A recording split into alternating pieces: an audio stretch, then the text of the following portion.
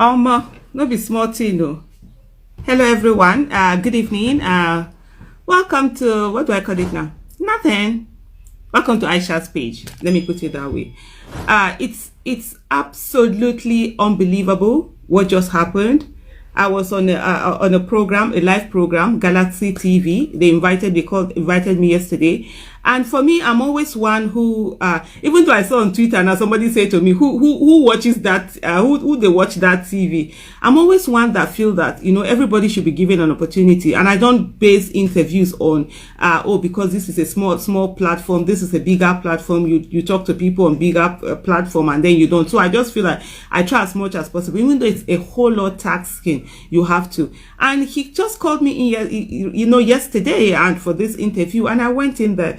During this interview, we're talking, he first of all asked me, about the nation and everything, the abduction. I said something. Then this journalist says to me, that there have been unconfirmed reports that girls have been brought back, the Jengebe girls have been brought back. That don't I think I should praise the government? I should commend, that was his word, I should commend the government. And I said to him, no, I don't, okay, what I said to him was that, look, when he is abducted and then he's returned by government, maybe then I will praise the government and commend the government, because it's lives of citizens. Nobody ought to have been abducted in the first place. And here are citizens, they've been abducted, and you're telling me to commend, the government. And so we left that, we went on. He now asked a question about why is it that we still have this insecurity? We say it hasn't been tackled. And I say it's as simple as it is because of the incompetence of the president and the commander-in-chief that we have. I mean, you have somebody who is clueless in office. You have somebody who doesn't have capacity, and yet you don't want to talk about it. And he comes to me that, the office of the president, you cannot say the office of the president is incompetent. That's supposed to be a journalist who is supposed to have learned English. At least he's a journalist in English, right? They teach them language, the language that he'll be talking about. So when you say somebody is incompetent, that means he's not doing his job competently, and that's why there's still insecurity that he's asking me about. And he goes on, and I was like, no, the office of the citizen is the highest office in the land. And right now he's insulting my own office of the citizen by telling me that I have to use civil words, because when he invited me, it wasn't about me being uncivil. And so he invited me as a citizen of the Federal Republic of Nigeria, and not as a slave of the Federal Republic of Nigeria. And my office, as a member of the office, as somebody who occupies the office of the citizen, is higher than the office of the president. And so nobody has a right to say that when the president is incompetent, that we would not say he's incompetent.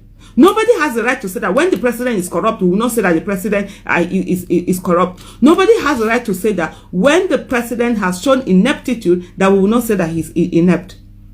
And nobody can tell us that when the president is showing cluelessness, that we should not call him clueless.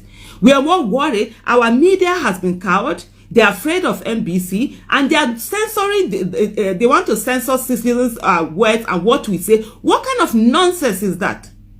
Media is supposed to be what do they call it? The fourth realm of the estate, right? That's what they call them. Because the media is so powerful that even though it's not a formal arm of government, it's seen as an informer. They are the ones that are supposed to, checkmate the government and be the voices of the people and voices of conscience. And we have the media in Nigeria, the journalists. Sorry, let me put on my glasses. I thought, I'm trying to feel a bit, I'm not too old. But then I really can't see all the comments and everything because I'm wearing. Exactly, Chris, you said it all. Thank God for social media. That's the reason why they're trying so hard to put a ban on social media, to be able to censor social media. Social media has allowed media to be democratized. I don't need to be on any station. Even the interview I had with Chad, I had to say, look, if you're calling me for an interview, my words are not going to be censored. And you're not going to tell me how and the manner in which I will address the president that was voted for by the people of the Federal Republic of Nigeria. You're not going to come and tell me the way I will address somebody who is supposed to be number one public servant. The servant, there's a reason for the servant attached to the public. So if you're going to censor yourself and be cowards and not do anything, that's your personal business. But for Galaxy TV to think that they will bring me on air and begin to tell me how I should address the president and tell me that I should commend the president or I should commend the government, they are sick. Absolutely sick. And they never see person who tell them say that they're sick. They never say, I don't need to be on your platform to be heard. That's the reason why this is not 1983. This is not 1984, where we will wait for news at 7 a.m. and wait for the other news at 9 p.m. Government will come out and tell us this is it. They will just read things out to us and they will move away. They will go away. It is no longer like that, though. It is not like that at all. This is 21st century. This is 2021, where we have things like social media and we have technology helping us, and we can beam our broadcast to anywhere.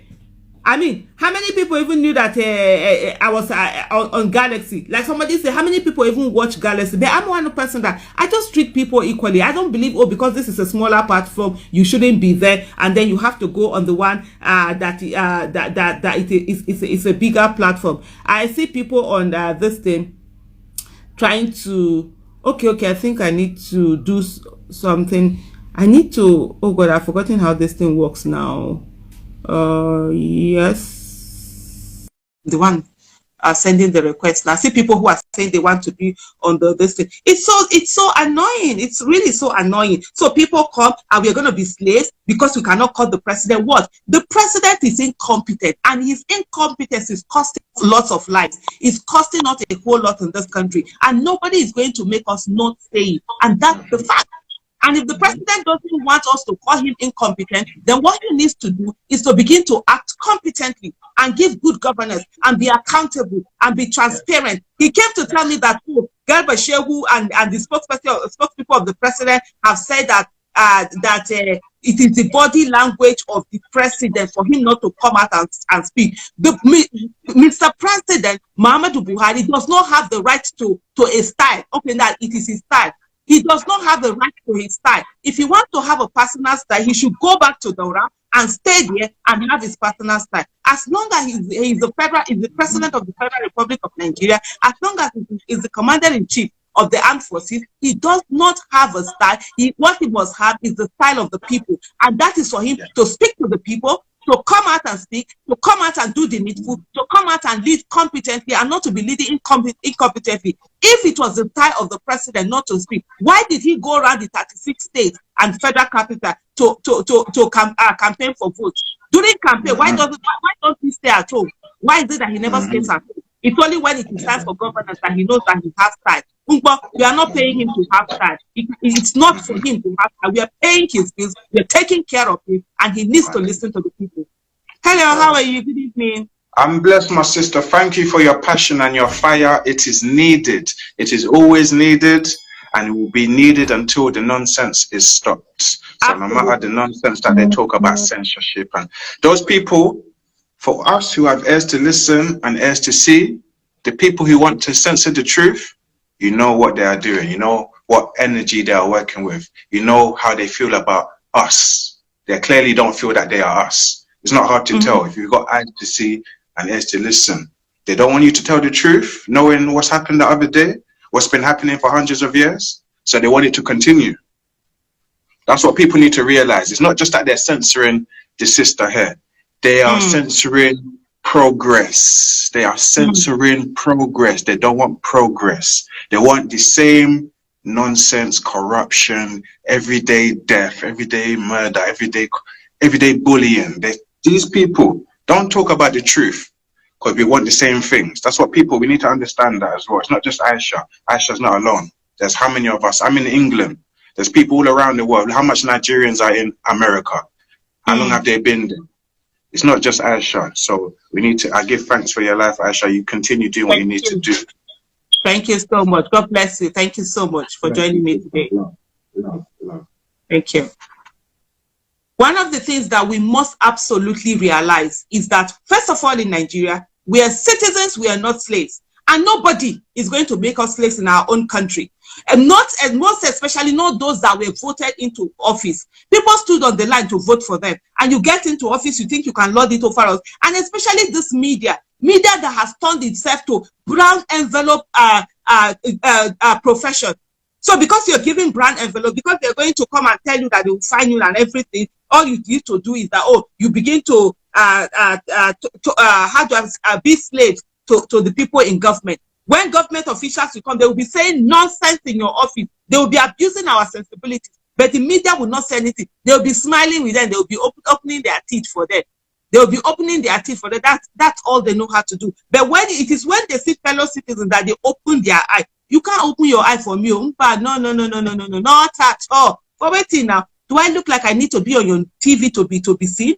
I did you a favor by being there. I don't need to be there. I have my handles. Social media has allowed media to be democratized. All of us, we can speak and people will hear from different parts. And the way you just come, you're telling me that, oh, you can't come here and say the president is incompetent. When the president is incompetent, are you okay? If when you were taught you didn't learn English, go back and check the dictionary meaning of incompetence. Go back and check it. When the president is incompetent, we will call him incompetent.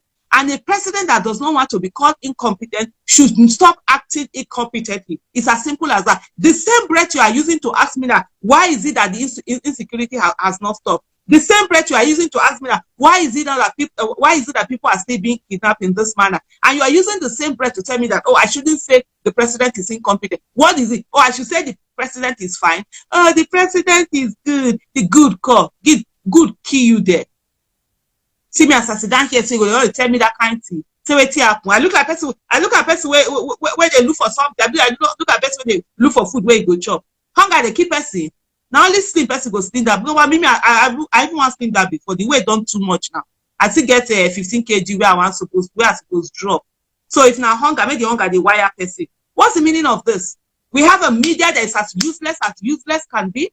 You sit down there. These government officials will come into your studio. They will talk all sorts of nonsense. You will never caution them and censor them and tell them not to abuse the sensibilities of the people that put them in office, the people whose money is being used to pay them. And then it is when citizens come, you'll be asking them, what is the solution? The president, you don't answer what is the solution. I mean, not be the reason where they put up there with that. I mean, until they do siren for them, now you just say they ask me come there. Eh? You just say until they do siren, I beg. Like say get people we want come to and they never even look for who I go add. For those of you that want to be cowards, go ahead or feel free. It's your life. The one thing that I know for sure is that no. My mouth is too big for somebody to be squeezing into a place, and we just can't continue like this. And you know where people just come. And then they feel that, oh, they can just treat us anyhow. They can talk to us anyhow. They can behave anyhow. And they get away with it. No. That's not possible at all. Anyway, I saw you just now. I was just trying to bring you on and add you and see. Hopefully, we get to make this. And it just has to stop. Our media must live up to its responsibility. And the responsibility of media is to be the voice of the people, is to be the conscience of the people. It's not the responsibility of a media to be the voice of the government. It's not the responsibility of media to stand for government or looking for people that will commend government. It's not the responsibility of media to have guests in your studio and you are telling them that why is it that they are not commending the government? Why should I commend the government? What have they done that I'm going to comment? Even if they have done something, it's not my business to commend them. That's the reason why they have spokesperson. You are telling me you are comfortable. You are sitting in your studio as a journalist, not ashamed of yourself. You are comfortably telling me that, oh, the spokesperson to the president has said that it's not the president's style to address the nation. It's not the president's style to speak to the, and you are okay with that. Galaxy TV, well, you need to do better. That's why people are asking me who they watch Galaxy TV before. I just saw you coming now, and then you just went. Let me say, Ifesina Chi Okereke. I hope I got that right. Coming in. So I'm live on Facebook and also live on. Hello, Ifesina Chi. How are you?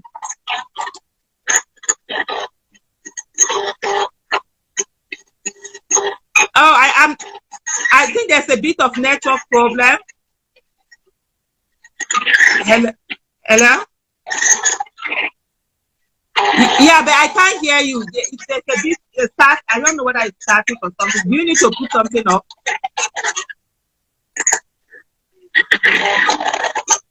I'm so sorry. The network is terrible.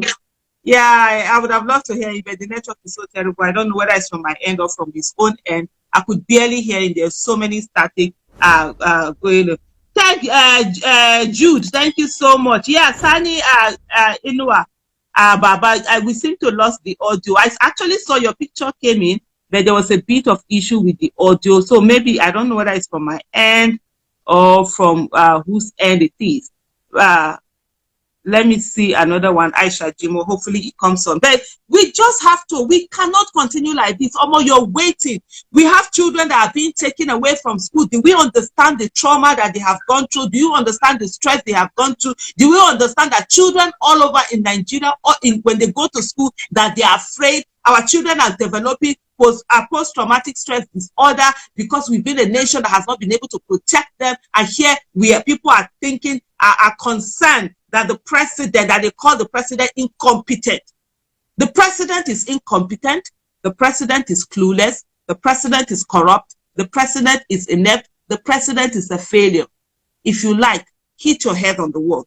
And if the president doesn't want us to call him all of these things, then he should change. He can become competent when he begins to act competently. He will become clueful when he has clue about what is going on. He will no longer be called inept when he no longer shows ineptitude. He will no longer be called clueless when he is no longer exhibits cluelessness. And if he stops his corruption, we will not call him corrupt.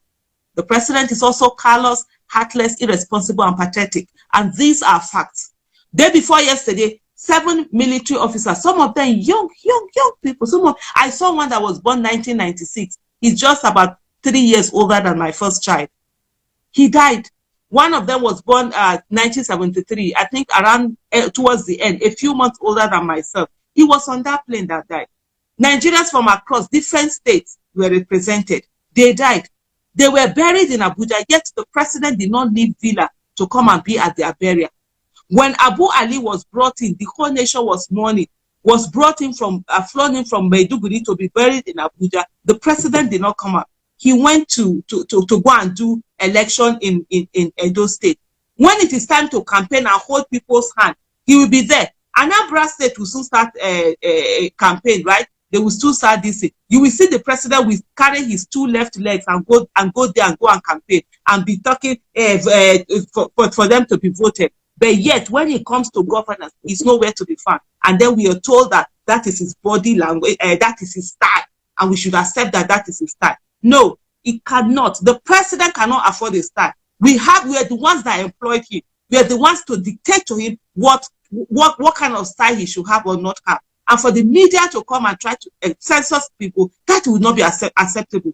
You're calling, you say something, somebody will come and tell you that, oh, you're not supposed to say this on here. Are you okay? We're not supposed to say it on here.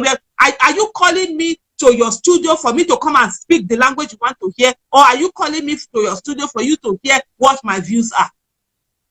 If my views are the president is incompetent, those are my views, that the president is incompetent. If you want people to come to the studio to come and be praising government so that government will give you a tap on the shoulder, then don't call Aisha Yesufu to your studio. Because I won't take that nonsense at all. Not at all. I'm not a slave in this country. I'm a citizen of this country. These same people oppressed our parents.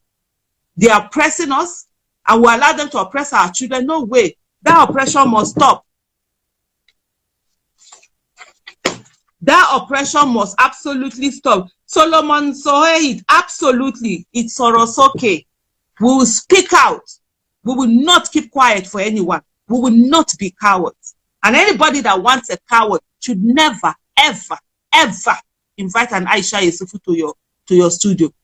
I don't need to be seen on TV. I don't need TV. Me, I stay on my own. I don't need anybody. I don't want to hear anybody, because if I want to do more, I will do. I have my social media handles. I have places. If I do video, I will send it. People will share it. I don't need to be on your TV to be heard. My voice, I can be heard. Even if I don't do this, if I sit down here and do my video and send it, they will see it.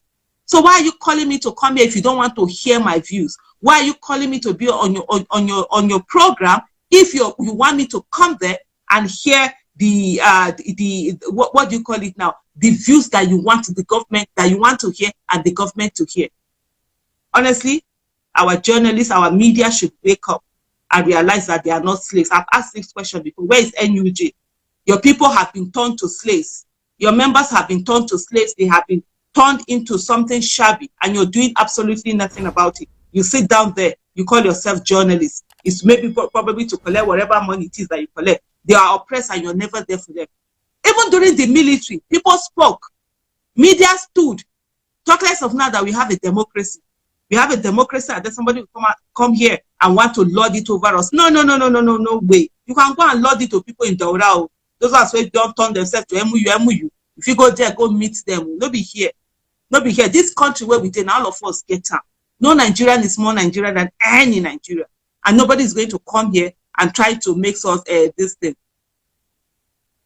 It's Galaxy. That's what they call themselves. It's Galaxy TV. I didn't even know they were on even DSTV. A friend of mine that was telling me that this, honestly, restyle my food. You cannot, the president cannot afford any style. We are the one to tell him the kind of style you are. The day he wants to do is that go and be a private citizen. I'm a private citizen. I can afford style. This is my style. But the day I ask Nigerians to vote for me and I enter office, that is the day I no longer have style. I have to listen to the people and give the people competence. And if you cannot give the people competence, get out. And where you are not giving that competence and you're still there, we will call you incompetent. If there's anything more than incompetent, we will call you that. And if you don't want to hear that, then change your ways. People are dying and you're sitting down in your studio with that and you're more interested in, oh, the president is being called incompetent. Really? Really? Oh, you shouldn't call the president the office of the president. Oh, God, now your office big pass. You are a human being, not be slave. You be. Stop doing MU after there. You see that there. Kidnapper go carry you for there. They don't go ask you say whether you know president incompetent. Say they don't go collect ransom for your hand. People are being taken away, and you're here busy saying the things that you're saying. Honestly, that's an absolute. Honestly, that's really an absolute. It's really so annoying, and it was for me. I just felt that was, and I just said, well, I was speaking. He kept coming back to cut me off. I was going. I just said to him, you know what? No wahala. I can't be in this space. Say because there's no how you're going to ask me a question that why is it that why is it that we are still having this insecurity is increasing, and then the answer to it you're telling me that I can't tell you that the reason is because you have an incompetent president, because that's I'm commander-in-chief. That's just the reason. And I just said to him, you know what? Bye. I'm done. I'm not going to be here doing this. Bye. I moved on. And I have media has been democratized. I said, okay, let me come to Instagram and Facebook. Let me do it. Journalism is completely dead in Nigeria, and it's only in Nigeria journalists want to impress the ruling government. They speak about and discuss. They say, Azubine Kingsley. I mean, honestly, journalism is dead in Nigeria. See what media did to Donald Trump. See the way they are. See CNN, the way, in short, even the journalists themselves, they had their own opinion. It's not as if they're even talking to say, oh, it's the guest that came in that has an opinion. No. See what CNN was doing to Donald Trump. They sat down there. Hey, sorry, please. There was no light before. This one that I'm sweating like a Christmas goat. I'll put on AC. In short, sometimes I'll be like, oh my, I'll be watching CNN when they are talking about President Trump, when he was the former president, when he was president. I'm like, oh, more, come and see journalists. Our own will sit down. Government officials will come. They will practically insult them and insult the people of Nigeria. They will be smiling. They will be smiling sheepishly.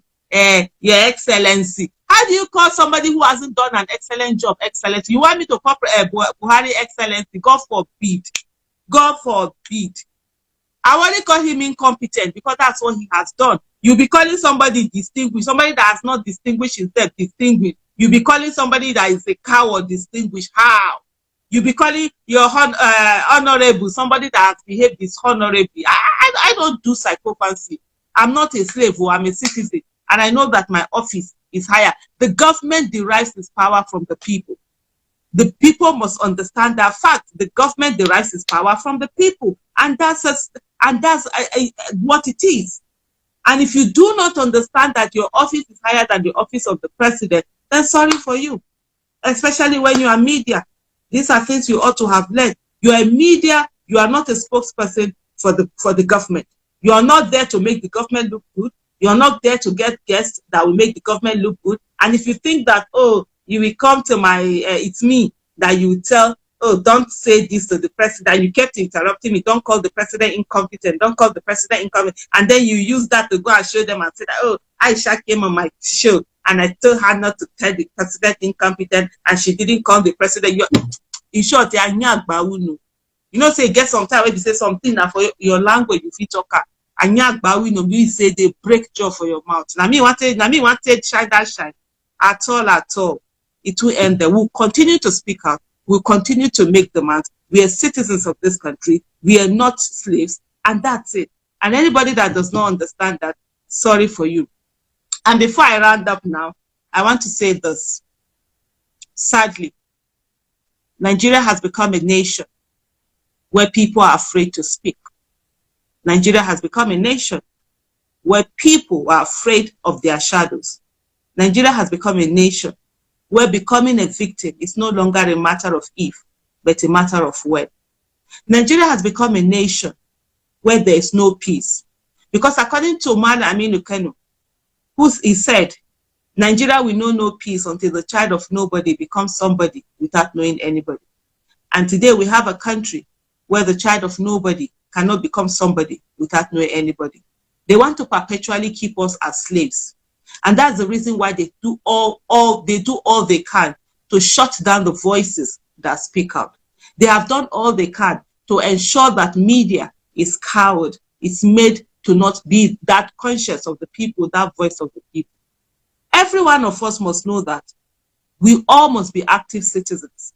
Nigeria does not need Nigeria needs active citizens. And as much as we can, we must ensure that we are that active citizen. There's no opposition anywhere. You and I are the opposition. And you and I have to stand for Nigeria. You and I have to be there.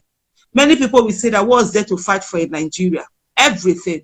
Whether you're in Nigeria or you're out of Nigeria, having a great nation means everything. And we all must come together and fight for that.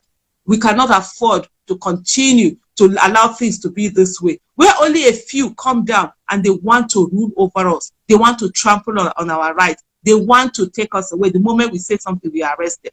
Dawisu made a comment and called out the government, and they used DSS to arrest him. Where is the DSS when Shekau brings his video? Where is the DSS when Shekau is insulting the president? Where is the DSS when Shekau is insulting every one of us? Where is DSS when it comes to the terrorists that have been terrorizing the nation? Where is DSS when it comes to the killer headsmen? Where is DSS when it comes to kidnappers? Where is DSS when it comes to the criminals? And the DSS will come. It's only citizens that who have allowed themselves, who are law-abiding, that they come after. The reason why we are law-abiding is not because we cannot take up arms, but it's because it is better to be law-abiding citizens. And in this country where today you have a situation whereby terrorists are treated as patriots and protesters are treated as traitors, we all need to be active citizens. And we must stop this bad governance that we have here. We must ensure that we are citizens who are not only heard, but who have occupied their offices of the citizens, who know their rights, and who, of course, know that they are not slaves. Children are being taken away every day. Don't wait until it is your own turn before you feel something and begin to do something. Yesterday's victims were once survivors.